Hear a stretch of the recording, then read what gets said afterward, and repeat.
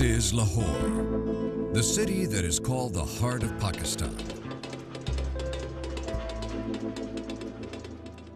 Lahore was the first home to the millions of refugees who migrated to Pakistan after the country got its independence from the British rule on 14th of August, 1947.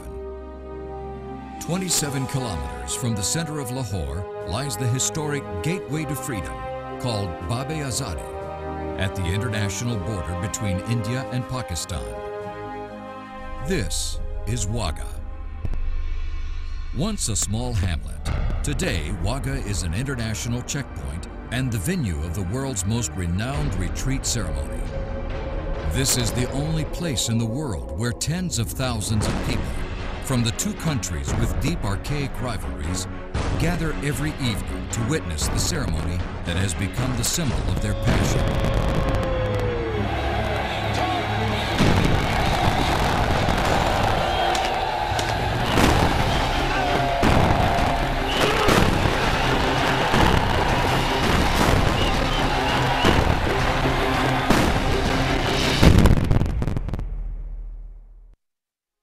Bab-e-Azadi, literally the gateway to freedom, is exactly the place where millions of fleeing migrants, the refugees, were lodged in makeshift camps back in 1947.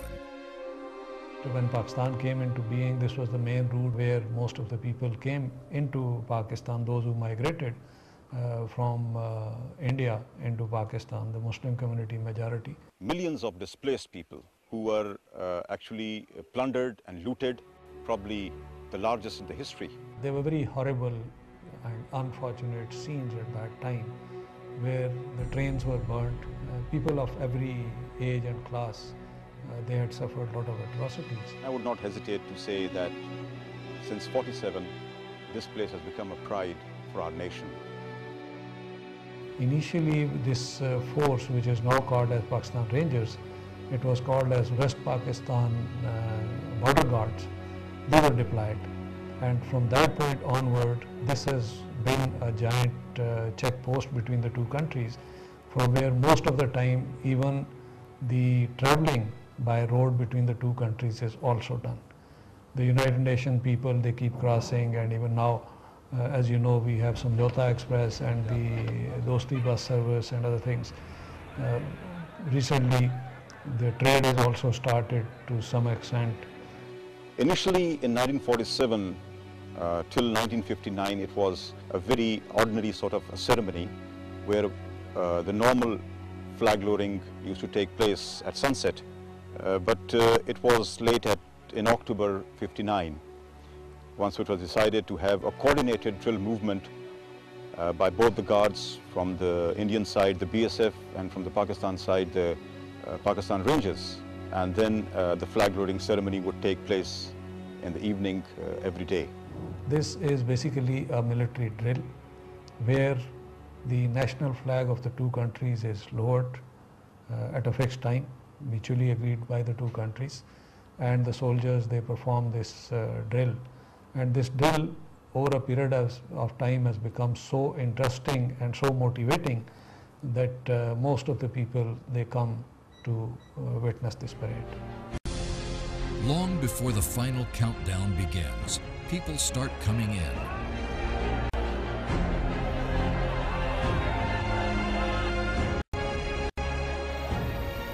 Even their arrival by car, wagon, motorbikes, or any other mode of transport is a scene to behold.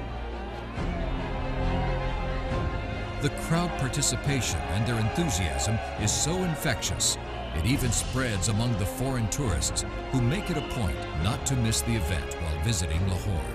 My name is Bogusz, and I came here with my dad. He is defense attaché from Poland, and I really like Pakistan. I'm glad I came here today to see the ceremony of closing the gate. I know the history about the two countries, and I guess what's going on here is just to show not your power, but what you can, your abilities.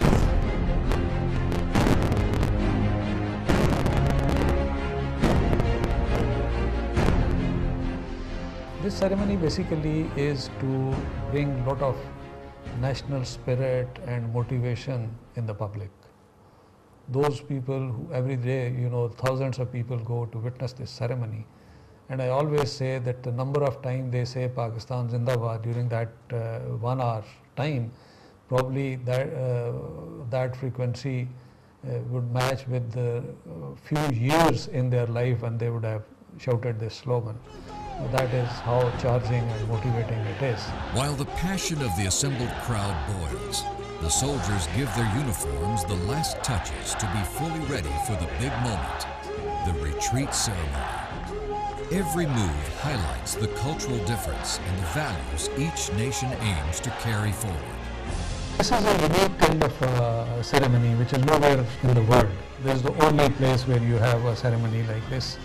And they come to see the kind of parade which is being carried out by both the sides, and the kind of spirit and vigor being displayed, and the way this parade is carried out, and the way that audience on either side, particularly on our side, the way they are with the soldiers, they get so much involved, it looks as if they are also part of the parade. Finally, the moment that everybody was waiting for. The cautioning on both sides signals the official opening of the ceremony. The soldiers take their designated positions, while the slogans and screams are transformed into vigor and passion.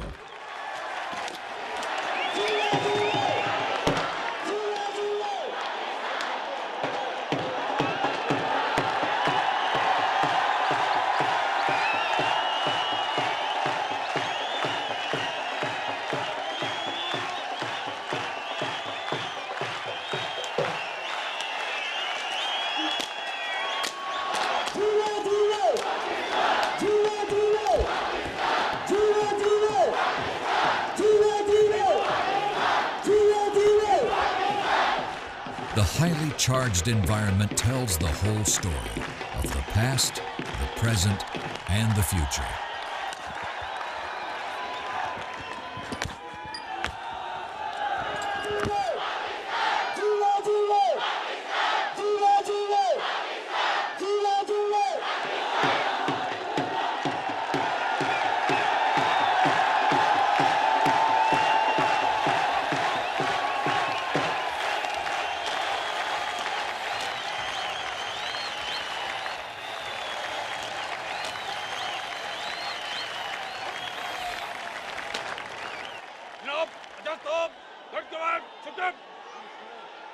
The parade commences with a formal permission from the commander.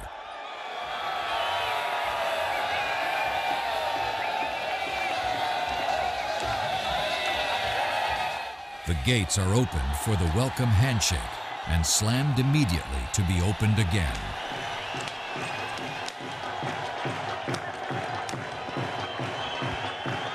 Though it all starts with a handshake, symbolizing friendship, but there is an unmistakable sense of competition going on between the soldiers taking part from both sides.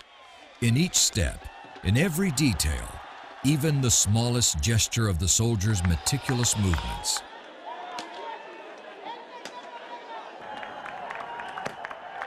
In tune with the thumping of their boots, the paraders on both sides timed the entire effort to clockwork perfection for the harmony and beauty of this extraordinary occasion. Their eye contact, the stomping of feet, the movement of arms, pulling out the chest, even the subtlety of the thumb pointing downward, all have a deeper meaning. This ceremony, while people definitely go there and enjoy, but at the same time, the message which the soldiers are conveying is that we are ready to defend our motherland. We are very much ready to defend our borders, and we would definitely dominate the enemy in every field.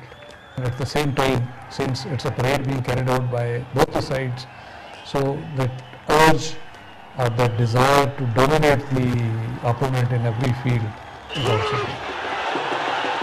Actually, now this is the climax, I would say, that the crowd is now cheering, and the crowd is actually giving a response to both the stakeholders first of all, and then those two selected individuals.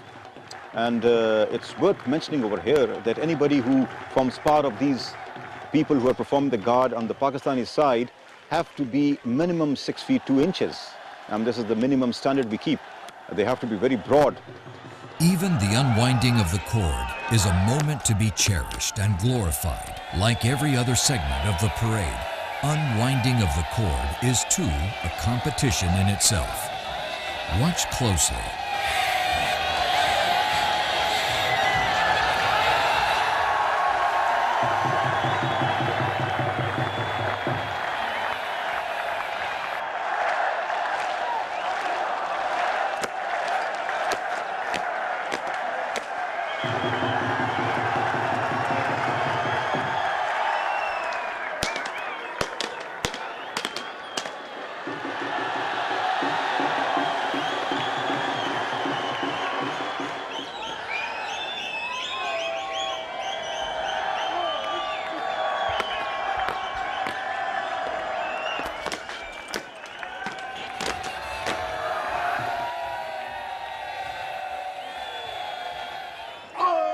Fired up by a roaring crowd, the towering Rangers Jawans, smart and elegantly dressed, lower the flag and fold it to be taken to the quarter guard.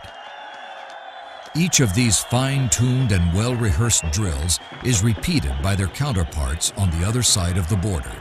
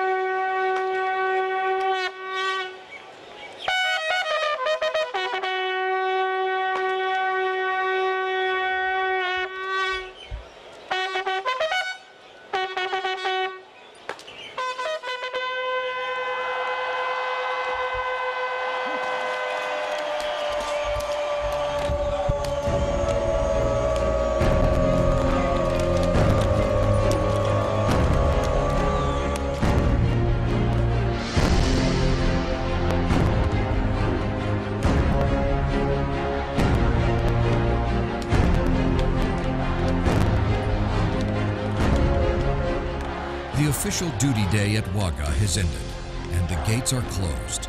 The crowd carries the emotions with them. The soldiers stay and stand guard waiting for tomorrow, another special day when they will have another chance to be the shining stars of this unique ceremony that so inspires their whole nation. The daily retreat ceremony, on the one hand, is a reminder of all the painful memories attached to the independence movement, while on the other, it reenacts, in a way, the resolve of the people of Pakistan that they are ever vigilant and ready to face any eventuality from across the border.